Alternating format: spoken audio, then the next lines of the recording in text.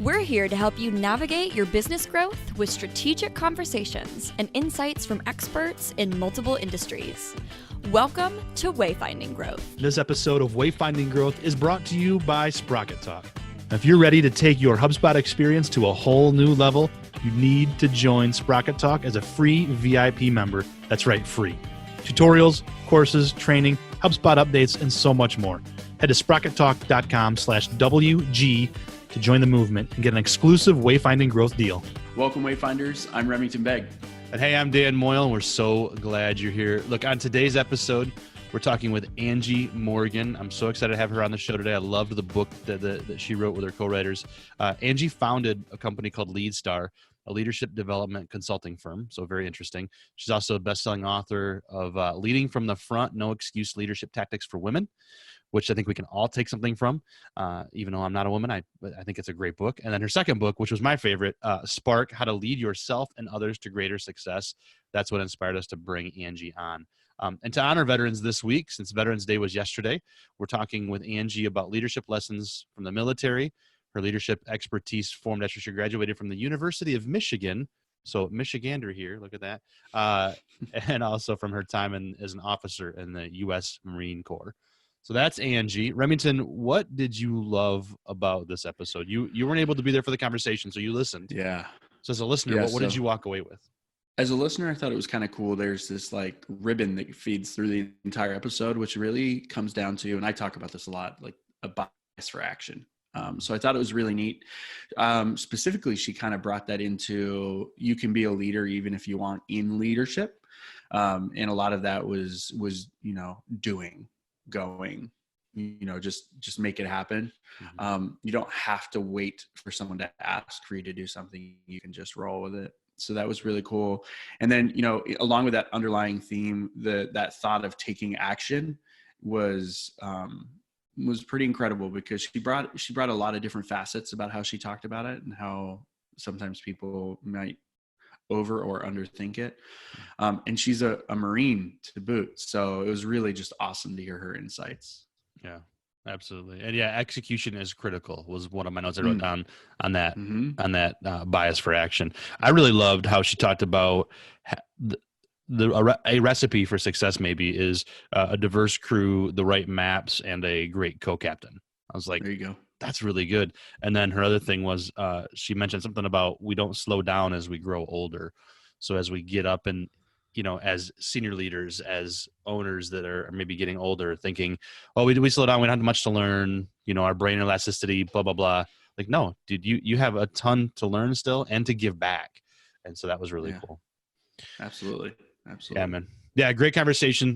Here it is, friends. Season 2, episode 20. Let's set that course for growth. So Angie Morgan, welcome to Wayfinding Growth. Thank you for taking time to help navigate these waters of growth with us. Hey, I'm really happy to be here. Thank you so much for inviting me.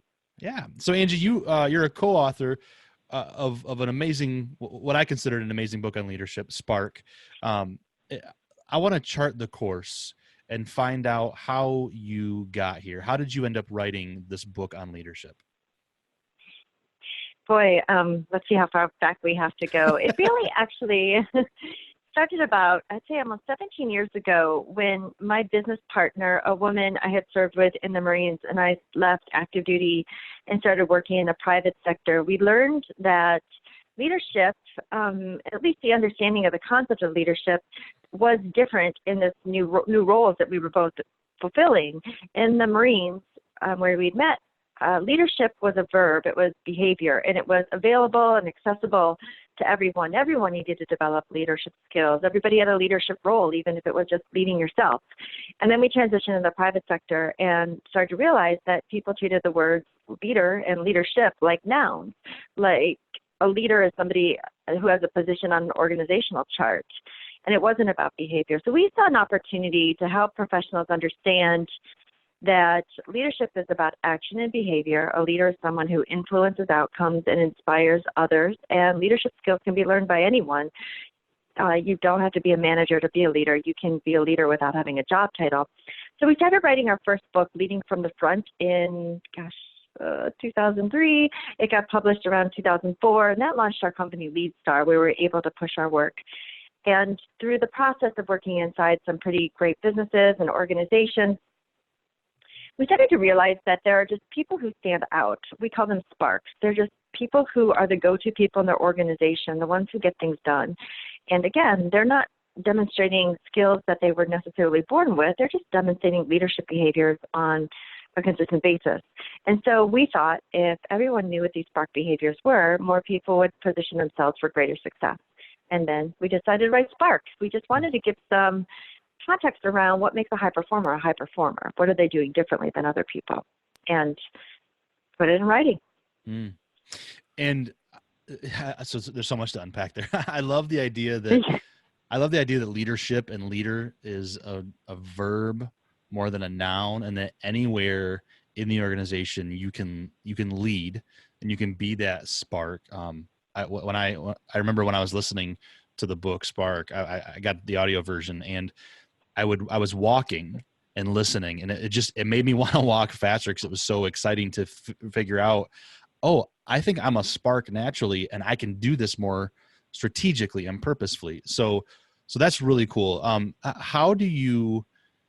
Describe a little bit about what a spark is. Let's dive into that.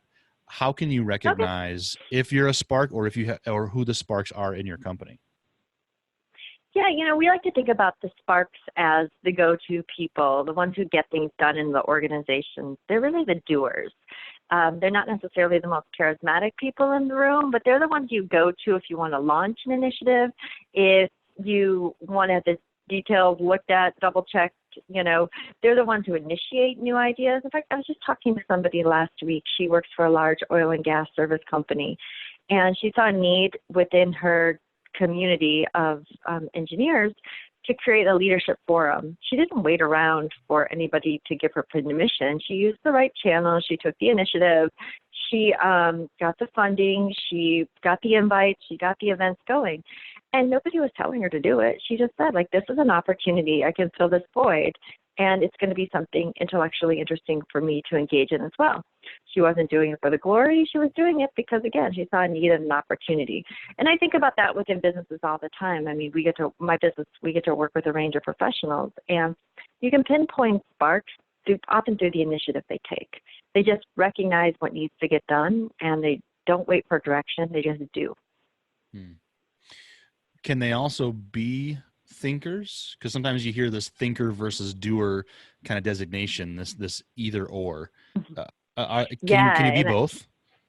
Yeah, I would say an and, right? I think that there's always that and. It's I think with everybody, whatever role you fill, there's a time for thinking and there's a time for doing. And being able to discern what the time is really important. If you've thought about something for long enough, it's time to act. And that's when the doing gets really important. And I do believe, too, that oftentimes the doers in businesses are much needed. I feel like sometimes we get to a stage in our business, in our career, where we think that our brain power is the only value we add, but that's not necessarily true. Sometimes it's the execution that accompanies your brain power that's really where the magic happens. Execution is where the magic happens. That's good. That's a tweetable moment. So Angie, how did your time in the Marine Corps prepare you for coaching these corporate leaders? You talked a little bit about verb versus noun, how it's different in the Corps or in the military in general from corporate life. But how did that prepare you? Can you look back on your time in the Marine Corps and go, okay, this is what prepared me for coaching corporate leaders? Yeah, a lot of what we learned in the Marine Corps had to deal with decision making and taking decisions where clear guidance wasn't even going to be available or offered, and how to take initiative. And so getting really comfortable with making decisions in ambiguity is something that I spend a lot of time working with professionals right now, reminding them that the only barriers that they have really is oftentimes their imagination, their failure to imagine is sometimes what's holding them back, or not, really recognizing what decisions are theirs to make, or sometimes even reminding them, like, you've got complete authority to make this decision. Why aren't you taking action in this direction? So I work a lot with leaders on just kind of really recognizing their decision making and how to appropriately assess risk, especially when it comes to some bold decisions that professionals have to make. And oftentimes what I find is interesting coming from the Marine Corps is that we assess risk very differently than the business world. Like, we assess risk versus life or death, like, versus, oh my gosh, I'm going to make this huge embarrassing mistake, or this could be politically difficult to navigate through. Oftentimes just reminding people, no one's dying here. You can make this decision. This is yours to take. So it's perspective. I think maybe a better phrase for that is perspective taking. It gives you a different perspective. Right. It's funny because it's funny to me maybe, but I used to work in television and then a newsroom and creating newscasts. And I used to tell people coming in that, like, as important as live TV is, you don't want to make mistakes, right? But I always said, look, if you make a mistake, we're not doctors. No one dies on the table. Right? Like, let's put things into perspective. If we screw up, no one's going to lose their life. And so I like that you kind of bring that from the core as well. Like, risk means something different. So that's a good perspective to keep. Yeah, absolutely. So Angie, let's, we talked a little bit about charting your course, how you got here. I want to think about the ups and the downs of that. Right. So let's talk a little bit about shipwrecks. What is, looking over your career and how you got to where you and Courtney are right now and everybody, what's one of your biggest shipwrecks in that journey? Oh gosh, just one? This is a business built on it could be a few. trial and error and failure and perseverance. I think any entrepreneur, your journey is about how quickly you rebound from mistakes.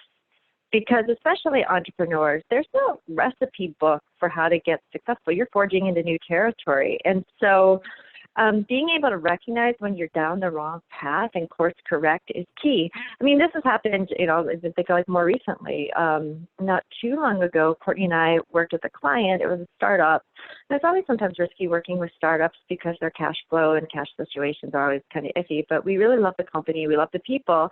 So we went all in with this client, turning down work to even work with this client. And guess what? The client had some really big challenges, cash flow being one of them. And naturally, human resources investments are first to stop when cash flow happens. And so we saw, a huge chunk of our revenue for the next year just kind of disappear overnight. And it was frustrating. It was painful. And, you have to learn how to rebound and go back to what made you successful to the first place. And that's one of the things that I spend a lot of time right now just teaching professionals. I mean, there's inherent risk in whatever we do, and we have to acknowledge it. We have to recognize it. And we also have to do our best to mitigate risk. And for Courtney and I, mitigating risk means, we're continuously building out our network. We're continuously making sure our business is fresh. We're continuously looking in the mirror and saying, what are we doing to be successful? And I think that, really challenging each other, challenging our work, again, allows us to rebound quite quickly from the mistakes. I mean, it's so funny you're talking about ships. We had early on in our career, we thought it was a great idea. What we were called, we love the phrase leadership because there's a ship, in there. So we thought maybe we could take our message to a cruise. And so we partnered with these folks who did travel bookings, and we wanted to do this big leadership thing on the ship, but not even really recognizing that professionals are time starved. Specifically our professionals, many of ours are hardworking moms who is part of our audience. They don't have time to take a week off to go on a cruise ship, and so it just bombed, no surprise. And we realized it quite quickly, and we're like, okay, this isn't working, switch. And so I think that's, again, thinking about shipwrecks, we've had plenty of them, but I think the thing is if you can learn from the experience and apply that learning going forward, you're more resilient. Resilience and chart and changing course, I heard you say. That's good. Mm-hmm. All right, cool. And I really want to make a joke about the Marines being a part of the Department of Navy and how ships play a part, but I won't do that. I didn't earn that right. So. You can make it though. It's so true. It is so true. It's funny how a lot of folks don't even know. In fact, I didn't even know that when I joined. I was enrolled in Naval Reserve Officer Training Corps. I didn't know that the Marine Corps was part of the Navy. I thought I was going into the Navy. Then I got there in ROTC and learned that the Marine Corps was a part of the Navy. Who knew? And it ended up being the best opportunity for me. Yeah, that's incredible. And just coming off of Veterans Day yesterday, when this show airs now, just what an incredible, I mean, gosh, there are so many veterans out there that have so much to offer when it comes to, things like leadership and work and that transition from service to civilian. Any advice for any of those coming out that want to make that transition? Yeah, and happy Marine Corps birthday too. Throw that out there, November 10th. That's right. I think the thing that I would always advise, it's funny, I have a really good friend who is in the process of transitioning out of the Marine Corps to the private sector. One of the things he's done in the process is he's enrolled in an MBA program. And I don't think you need to get an MBA or go to school, but I think that the benefit is surround yourself, if you can, the best way possible, with quote unquote civilians. We don't call themselves civilians, but we call them civilians. It's just so you can understand the different type of language used in a business environment. I think it's going to make the transition, especially if you're going to go into business, that much easier.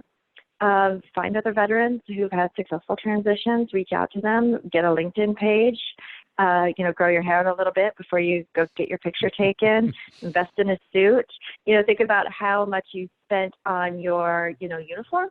Like those are pretty hefty investments. You shouldn't spend at least that much money on a really good suit, especially if you're going to go into like a white collar position. And also too, I think a lot of veterans who I've met, who kind of make some missteps is they maybe move back to their hometown where there are no real opportunities for them, or away from a community of veterans who they don't have a support network with. So really think about that next move. And I think there's also opportunities for employers like to better learn how to speak veteran. I feel like there's a complete language gap that exists between veterans and the rest of the world. And by not being able to recognize the experiences that veterans have and how they can benefit. And it takes time, but I think that there's tremendous opportunity there. Yeah. Amen. Great stuff. So, all right. So Angie, we talked about the shipwrecks and what you learned from those. Those are important to have, I know, and we can't get around them.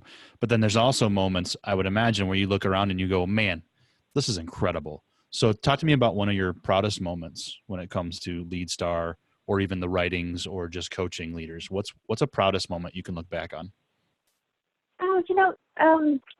Actually, one of the proudest moments I had was when I got invited to create a round table for the Commandant of the Marine Corps and his senior leaders, one of them who went on to become the chairman of the Joint Chiefs of Staff, to create a round table of women Marine veterans to discuss women serving in combat arms roles before Congress made the vote to expand the roles for women. And I just remember sitting at that table, just feeling so honored that my opinions and my thoughts and my ideas were not only invited to the conversation, but considered heavily as a result of it. And what emerged from there was just some really great conversations and ongoing relationships to have a voice and a literal seat at that table. Mm-hmm. That was a proud moment. Yeah, absolutely. That's incredible. What did that moment teach you? I mean, as you look back on that, what do you take away from that? I think that for me personally, there were certainly a couple conversations beforehand, but just networking. I mean, just really networking and writing and communicating. And I work in a thought leadership space. Just keep pushing your thoughts, keep pushing your ideas. At some point, they will surface. They will create opportunities for you. I mean, if I were to take that opportunity and how that happened and take it back like a few months or even a year, it really was because I was sitting in a meeting, voicing and being really articulate. At least I thought I was articulate, but just being really forceful with my comments on diversity. And somebody who was in that group raised my thoughts to a senior leader in the Marine Corps, which, was the catalyst for that opportunity. And so I think going back to, I was pretty direct with my comments. I wasn't sitting on my hands wondering what to say. Sometimes I think people hold back their thoughts and opinions because they're afraid they're going to offend somebody. But I'm really just proud that I was able to articulate why diversity matters, and it created an amazing opportunity. There's a book called Radical Candor that I think talks quite a bit about that. So yeah, that's good. Exactly. Yeah. So Angie, if you look back over this career and kind of sticking with this nautical theme that we have on Wayfinding Growth, what navigational tools can you pick out in your journey that helped you get to where you are? So I'm somewhat navigational tools. I think constantly surrounding myself with a diverse network of folks has really helped me get work to where I am, recognizing when, you need additional education. I went back later, mid-career to get an MBA. I think that was really critical. So recognizing what education you need and when you need it. I think having a business partner, having somebody who is kind of your right-hand guy or gal to help course correct. And when you're feeling low, you've got somebody to count on to boost you up. Like, that's always been a really good tool. I'm also a runner, and that sounds really maybe not so cheesy, but I find that especially people are business owners, entrepreneurs in high stress positions, you need to have something that calms, relaxes, and de-stresses you. So I think, again, a navigational tool is just having a discipline around what you need to do to kind of calm your mind so you can have the capacity to be resilient going forward. It doesn't have to be running.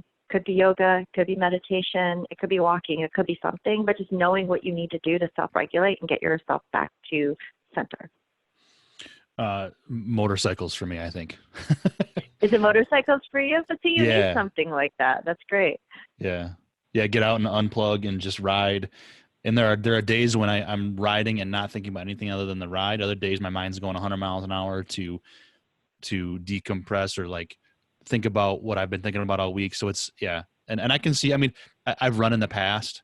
I'm not running at the moment, but I do walk, and I can totally see that. So that's good. And I like too that what I took away from what you said was having a diverse crew, having the right maps, having maybe either a co-captain or a navigator to walk alongside you. Like, those are good navigational tools, I feel like. Oh no, that's a good question. And I think too, going back to reading this article, I think it was in Fast Company. I posted it on LinkedIn. So if you're listening, I post a lot on LinkedIn just to kind of generate thoughts and ideas around leadership development. So feel free to find me. Mm-hmm. I'm Angie Morgan on LinkedIn. And so one of the things I was reading about was this concept of people trying to high perform during their time off, like using your white space in your life to complete a bucket list goal, to read 1,000 books and all these things. But they talked about the value of just kind of unstructured white space. And that's what I feel is often neglected in our work environments, is people not valuing like calming their mind, because that's when aha moments happen. You're not going to have a breakthrough thought when you're jamming through your email inbox, trying to finish up a proposal, answering the phone. It just doesn't happen that way. We need to give our brains white space too, some margin, just to think differently. Mm-hmm. Well, and I think that's where I've heard people say that's where shower moments come in, right?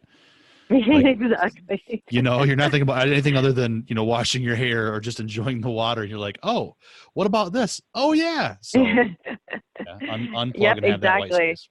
No, that's good. Angie, if you could be a wayfinder to someone and guide them through, which is what you do every day, what would be the first piece of advice to be a wayfinder for entrepreneurs or top leaders that want to help their companies grow? So repeat the question. If I could be a wayfinder.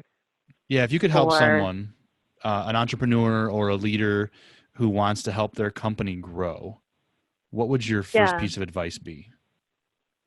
A great question. I would ask, what's like feeding your inspiration? What are you listening to and what are you reading?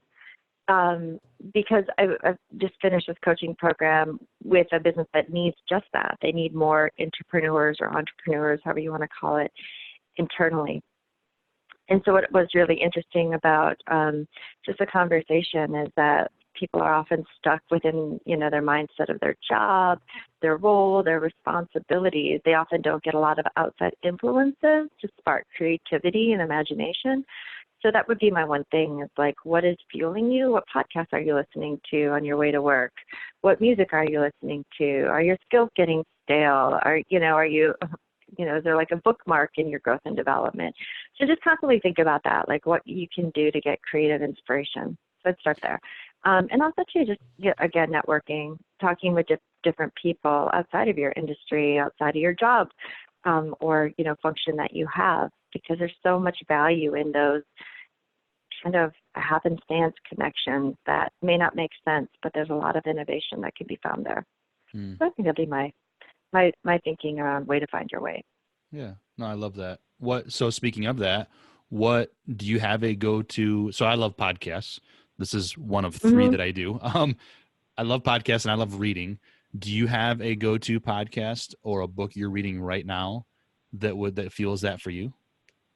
Yeah, there's certain people who I just really enjoy, and it's not business per se, but I love Malcolm Gladwell's Revisionist History. I think he's a genius. I'm reading his book, or I'm listening to his book right now, Talking with Strangers, and I'm just blown away by his ability to just make connections. Like, I think he's genius. I also I'm a English major by trade. I spend a lot of time, I don't know why I should be embarrassed about this. I love like British romance because it's so formal and silly. And so I love Jane Austen, and, I'll read that just to kind of revisit those interests of mine. I'm not afraid to say that I love Oprah's Soul Sunday Conversation. She has the most interesting guests who, and whether it's Tom Brady or Brene Brown. And I also really love Brene Brown's Dare to Lead. I think her work is powerful, and it's bringing a whole new type of subjects and concepts into our work environment that are absolutely necessary around courage and vulnerability. So those are some of my favorites that I like. Yeah. And this one, of course. Yeah. So it's interesting to me. I'm a big Brene Brown fan as well, and Malcolm Gladwell. I've seen both of them speak at events. Oh, wow. It's amazing. They're fantastic. It's interesting to me that it gives, for some reason, I think of this dichotomy between Marine Corps, like hardcore Marines and their leadership and everything, and then like Brene Brown. Like, and you talk about her bringing in a different side to leadership, vulnerability, authenticity. What an interesting dichotomy. Do you ever think about that? I do. And it is, kind of funny, right? Courage and vulnerability, those seem like such soft topics.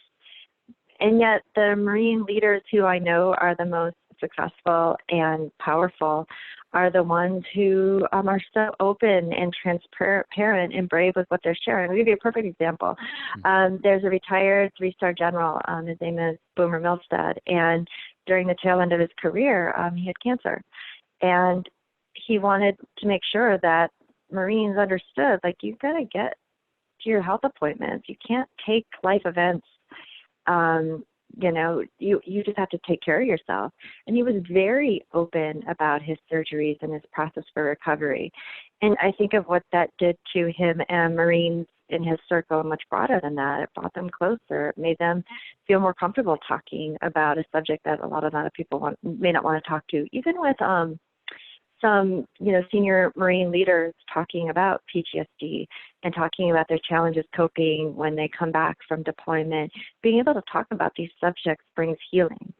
Nobody should suffer in silence. And that's very counter to like how we think of our Marine leaders, right? It's like, oh, don't talk about, you should be tough when you come back. You had these experiences, back it up. They're like, no, like there's some serious problems in the military related to suicide, related to people struggling, alcohol, or, pain medication abuse. We need to talk about these things. And so it seems, again, courage, vulnerability, and then this, extremely machismo environment, that those two things shouldn't intersect. But when they do, it promotes powerful conversations. And I think healing in a community that obviously needs a lot of support. So good, Angie. So good. So is there anything that I didn't cover that you'd want to make sure listeners walk away from this conversation with? Anything in particular? I've been really influenced by the piece I was watching. So going back to inspiration, I've thought a lot about it. It's a researcher, Dan Gilbert, not the owner of Quicken, but the researcher Dan Gilbert. He talks a lot about your future self and how we underestimate how much growth we have, and our inability to imagine our future often means that we lower the bar on some of the expectations we have for our life. Like, we can all appreciate how much we grow between the ages of 0 and 20, but we tend to think, and while we do, that growth does slow down as we get older. It's not as much as we think it does.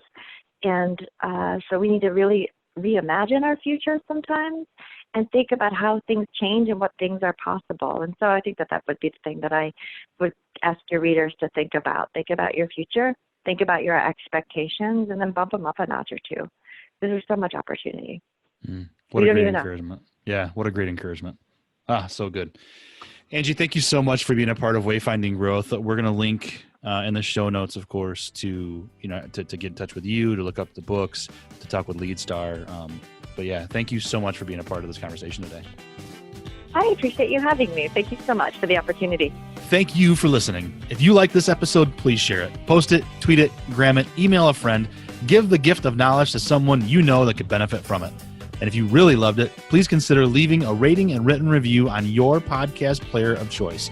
And as always, go to wayfindinggrowth.com for resources and past episodes. Remember, we're here to help you navigate your business growth with strategic conversations and insights from experts in multiple industries. Thank you for listening to Wayfinding Growth.